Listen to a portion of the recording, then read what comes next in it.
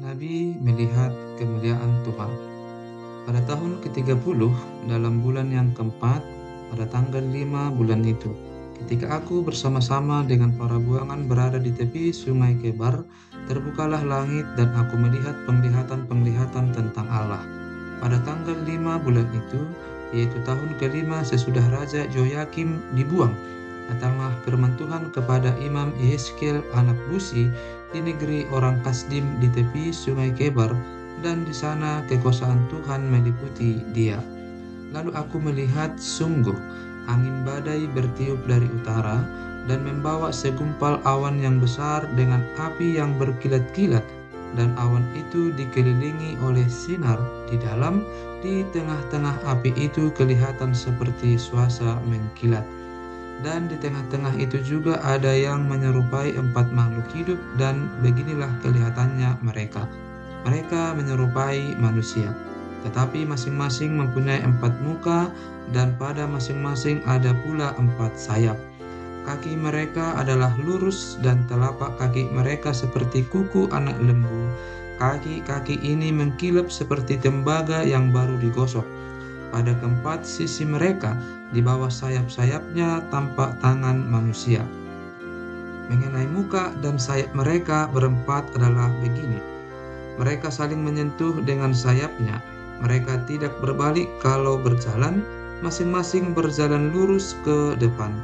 Muka mereka kelihatan begini: keempatnya mempunyai muka manusia di depan, muka singa di sebelah kanan, muka lembu di sebelah kiri, dan muka raja wali di belakang. Sayap-sayap mereka dikembangkan ke atas. Mereka saling menyentuh dengan sepasang sayapnya, dan sepasang sayap yang lain menutupi badan mereka. Masing-masing berjalan lurus ke depan. Ke arah mana roh itu hendak pergi, ke sanalah mereka pergi. Mereka tidak berbalik kalau berjalan. Di tengah makhluk-makhluk hidup itu kelihatan seperti bara api yang menyala, seperti suluh yang bergerak kian kemari di antara makhluk-makhluk hidup itu, dan api itu bersinar, sedang dari api itu kilat sabung menyabung. Makhluk-makhluk hidup itu terbang ke sana kemari seperti kilat. Aku melihat, sungguh, di atas tanah di samping masing-masing dari keempat makhluk-makhluk hidup itu ada sebuah roda. Rupa roda-roda itu seperti kilauan permata pirus, dan keempatnya adalah serupa. Buatannya seolah-olah roda yang satu di tengah-tengah yang lain. Kalau mereka berjalan, mereka dapat menuju keempat jurusan. Mereka tidak berbalik kalau berjalan. Mereka mempunyai lingkar, dan aku melihat bahwa sekeliling lingkar yang 4 itu penuh dengan mata. Kalau makhluk-makhluk hidup itu berjalan, roda-roda itu juga berjalan di samping mereka. Dan kalau makhluk-makhluk hidup itu terangkat dari atas tanah, roda-roda itu turut terangkat. Arah mana roh itu hendak pergi, ke sanalah mereka pergi, dan roda-rodanya sama-sama terangkat dengan mereka, sebab roh makhluk-makhluk hidup itu berada di dalam roda-rodanya. Kalau makhluk-makhluk hidup itu berjalan, roda-roda itu berjalan. Kalau mereka berhenti, roda-roda itu berhenti. Dan kalau mereka terangkat dari tanah, roda-roda itu sama-sama terangkat dengan mereka, sebab roh makhluk-makhluk hidup itu berada di dalam roda-rodanya. Di atas kepala makhluk-makhluk hidup itu ada yang menyerupai cakrawala, yang kelihatan seperti hablur es yang mendahsyatkan, terbentang di atas kepala mereka. Dan di bawah cakrawala itu sayap mereka dikembangkan lurus, yang satu menyinggung yang lain, dan masing-masing mempunyai sepasang sayap yang menutupi badan mereka. Kalau mereka berjalan, aku mendengar suara sayapnya seperti suara air terjun yang menderu, seperti suara yang maha kuasa, seperti keributan laskar yang besar. Kalau mereka berhenti, sayapnya dibiarkan terkulai. Maka kedengaranlah suara dari atas cakrawala yang ada di atas kepala mereka. Kalau mereka berhenti, sayapnya dibiarkan terkulai. Di atas cakrawala yang ada di atas kepala mereka ada menyerupai tahta yang kelihatannya seperti permata lazurit, dan di atas yang menyerupai tahta itu ada yang kelihatan seperti rupa manusia. Dari yang menyerupai pinggangnya sampai ke atas, aku lihat seperti suasa mengkilat dan seperti api yang ditudungi sekelilingnya, dan dari yang menyerupai pinggangnya sampai ke bawah, aku lihat seperti api yang dikelilingi sinar, seperti busur pelangi yang terlihat pada musim hujan di awan-awan. Demikianlah kelihatan sinar yang mengelilinginya. Begitulah kelihatan gambar kemuliaan Tuhan. Tatkala aku melihatnya, aku sembah sujud, lalu kudengar suara Dia yang berfirman. Panggilan Yehezkel. Firman-Nya kepadaku, "Hai anak manusia, bangunlah dan berdiri, karena aku hendak berbicara dengan engkau." Sementara ia berbicara dengan aku, kembalilah rohku ke dalam aku, dan ditegakkannya aku. Kemudian aku mendengar Dia yang berbicara dengan aku. Firman-Nya kepadaku, "Hai anak manusia, aku mengutus engkau kepada orang Israel, kepada bangsa pemberontak yang telah memberontak melawan aku. Mereka dan nenek moyang mereka telah mendurhaka terhadap aku sampai hari ini juga. Pada keturunan inilah yang keras kepala dan tegar hati, aku mengutus engkau, dan harus kau katakan kepada mereka, beginilah firman Tuhan Allah. Dan baik mereka mendengarkan atau tidak, sebab mereka adalah kaum pemberontak, mereka akan mengetahui bahwa seorang nabi ada di tengah-tengah mereka. Dan engkau, anak manusia, janganlah takut melihat mereka maupun mendengarkan kata-katanya, biarpun engkau di tengah-tengah onak dan duri, dan engkau tinggal dekat kalajengking. Janganlah takut mendengarkan kata-kata mereka, dan janganlah gentar melihat mukanya, sebab mereka adalah kaum pemberontak. Sampaikanlah perkataan-perkataanku kepada mereka, baik mereka mau mendengarkan atau tidak, sebab mereka adalah pemberontak. Dan engkau, anak manusia, dengarlah apa yang kupirmankan kepadamu. Janganlah memberontak seperti kaum pemberontak ini. Ngangkakanlah mulutmu dan makanlah apa yang kuberikan kepadamu. Aku melihat, sesungguhnya ada tangan yang terulur kepadaku, dan sungguh dipegangnya sebuah gulungan kitab, lalu dibentangkannya di hadapanku. Gulungan kitab itu ditulisi timbal balik, dan di sana tertulis nyanyian-nyanyian ratapan, keluh kesah dan rintihan. Firman-Nya kepadaku, "Hai anak manusia, makanlah apa yang engkau lihat di sini, makanlah gulungan kitab ini dan pergilah, berbicaralah kepada kaum Israel." Maka kubukalah mulutku dan diberikannya gulungan kitab itu kumakan. Lalu firman-Nya kepadaku, "Hai anak manusia, makanlah gulungan kitab yang kuberikan ini kepadamu, dan isilah perutmu dengan itu." Lalu aku memakannya, dan rasanya manis seperti madu dalam mulutku. Firman-Nya kepadaku, "Hai anak manusia, mari, pergilah, dan temuilah kaum Israel, dan sampaikanlah perkataan-perkataanku kepada mereka. Sebab engkau tidak diutus kepada suatu bangsa yang berbahasa asing dan yang berat lidah, tetapi kepada kaum Israel, bukan kepada banyak bangsa-bangsa yang berbahasa asing dan yang berat lidah, yang engkau tidak mengerti bahasanya. Sekiranya aku mengutus engkau kepada bangsa yang demikian, mereka akan mendengarkan engkau. Akan tetapi, kaum Israel tidak mau mendengarkan engkau, sebab mereka tidak mau mendengarkan aku, karena seluruh kaum Israel berkepala batu dan bertegar hati. Lihat, aku meneguhkan hatimu melawan mereka yang berkepala batu, dan membajakan semangatmu melawan ketegaran hati mereka. Seperti batu intan yang lebih keras daripada batu, keteguhkan hatimu. Janganlah takut kepada mereka, dan janganlah gentar melihat mukanya, sebab mereka adalah kaum pemberontak. Selanjutnya firman-Nya kepadaku, "Hai anak manusia, perhatikanlah segala perkataanku yang akan kufirmankan kepadamu, dan berikanlah telingamu kepadanya. Mari, pergilah, dan temuilah orang-orang buangan, teman sebangsamu, berbicaralah kepada mereka, dan katakanlah, beginilah firman Tuhan Allah, baik mereka mau mendengarkan atau tidak." Maka roh itu mengangkat aku, dan aku mendengar di belakangku suatu suara gemuruh yang besar, tatkala kemuliaan Allah naik ke atas dari tempatnya, yakni suara dari sayap-sayap makhluk-makhluk hidup yang menggesek satu sama lain.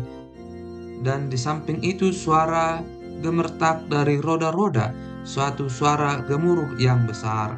Dan roh itu mengangkat dan membawa aku, dan aku pergi dengan hati panas dan dengan perasaan pahit, karena kekuasaan Tuhan memaksa aku dengan sangat. Demikianlah aku datang kepada orang-orang buangan yang tinggal di tepi sungai Kebar di Tel Abib, dan di sana aku duduk tertegun di tengah-tengah mereka selama 7 hari. Yeskel dipanggil menjadi penjaga Israel. Sesudah 7 hari datanglah firman Tuhan kepadaku, "Hai anak manusia, aku telah menetapkan engkau menjadi penjaga kaum Israel. Bila mana engkau mendengarkan sesuatu firman daripadaku, peringatkanlah mereka atas namaku. Kalau aku berfirman kepada orang jahat, engkau pasti dihukum mati, dan engkau tidak memperingatkan dia, atau tidak berkata apa-apa untuk memperingatkan orang jahat itu dari hidupnya yang jahat, supaya ia tetap hidup.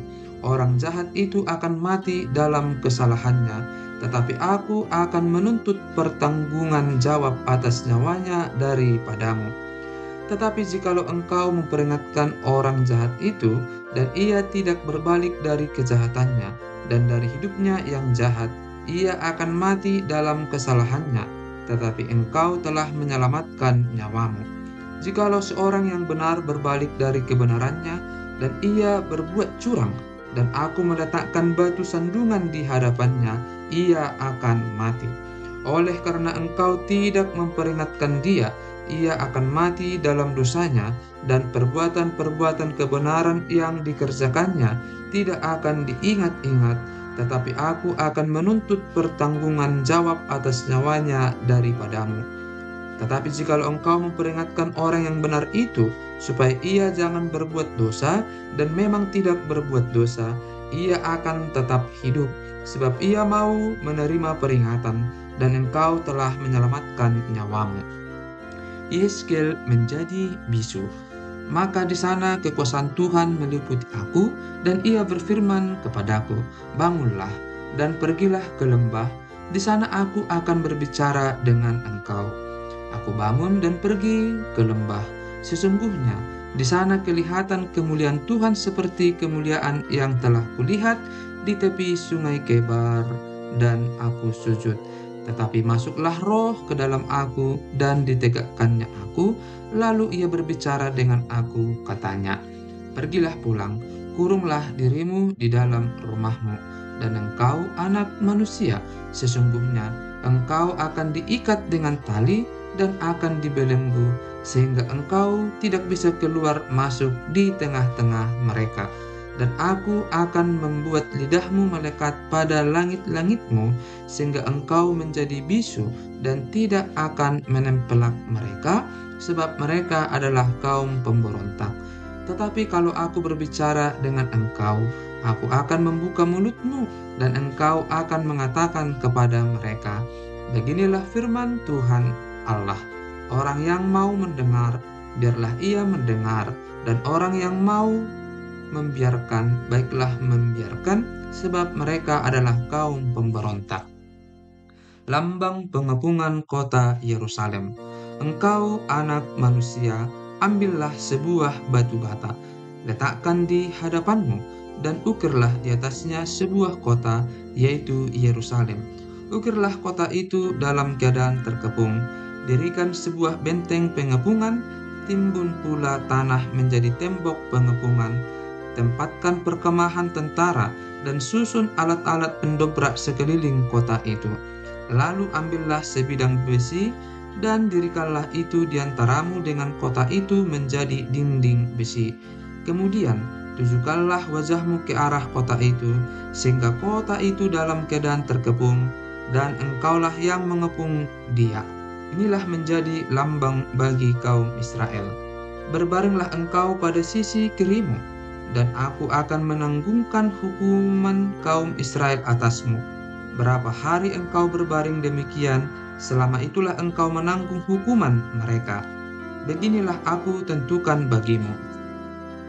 Berapa tahun hukuman kaum Israel, sekian harilah engkau menanggung hukuman mereka, yaitu 390 hari. Kalau engkau sudah mengakhiri waktu ini, berbaringlah engkau untuk kedua kalinya, tetapi pada sisi kananmu, dan tanggunglah hukuman kaum Yehuda 40 hari lamanya. Aku menentukan bagimu 1 hari untuk 1 tahun. Tujukanlah wajahmu kepada pengepungan Yerusalem, dan kapalkanlah tinjumu kepadanya, dan bernubuatlah melawan kota itu. Lihat, aku akan mengikat engkau dengan tali, sehingga engkau tidak dapat berbalik dari sisi yang satu ke sisi yang lain, sampai engkau mengakhiri waktu pengepunganmu itu. Selanjutnya, ambillah gandum, jelai, kacang merah besar, kacang merah kecil, jawan, dan sekoi, dan taruhlah dalam suatu periuk, dan masaklah itu menjadi roti bagimu. Itulah makananmu selama engkau berbaring pada sisimu, yaitu 390 hari. Dan makananmu yang harus kau makan akan ditentukan timbangannya, yakni 20 sikal 1 hari. Makanlah itu pada waktu-waktu tertentu. Air minum pun bagimu akan ditentukan 1/6 hin banyaknya. Minumlah itu pada waktu-waktu tertentu. Makanlah roti itu seperti roti jelai yang bundar, dan engkau harus membakarnya di atas kotoran manusia yang sudah kering di hadapan mereka. Selanjutnya Tuhan berfirman, Aku akan membuang orang Israel ke tengah-tengah bangsa-bangsa, dan demikianlah mereka akan memakan rotinya najis di sana. Maka aku jawab, Aduh, Tuhan Allah, sesungguhnya aku tak pernah dinajiskan, dan dari masa mudaku sampai sekarang tak pernah kumakan bangkai atau sisa mangsa binatang buas. Lagi pula, tak pernah masuk ke mulutku ini daging yang sudah basi. Lalu firman-Nya kepadaku, Lihat, kalau begitu, aku mengizinkan engkau memakai kotoran lembu ganti kotoran manusia, dan bakarlah rotimu di atasnya.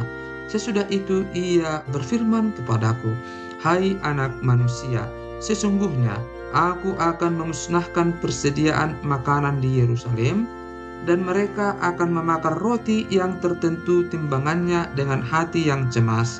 Juga mereka akan meminum air dalam ukuran terbatas dengan hati yang gundah gulana, dengan maksud supaya mereka kekurangan makanan dan minuman, dan mereka semuanya menjadi gundah gulana, sehingga mereka hancur di dalam hukumannya.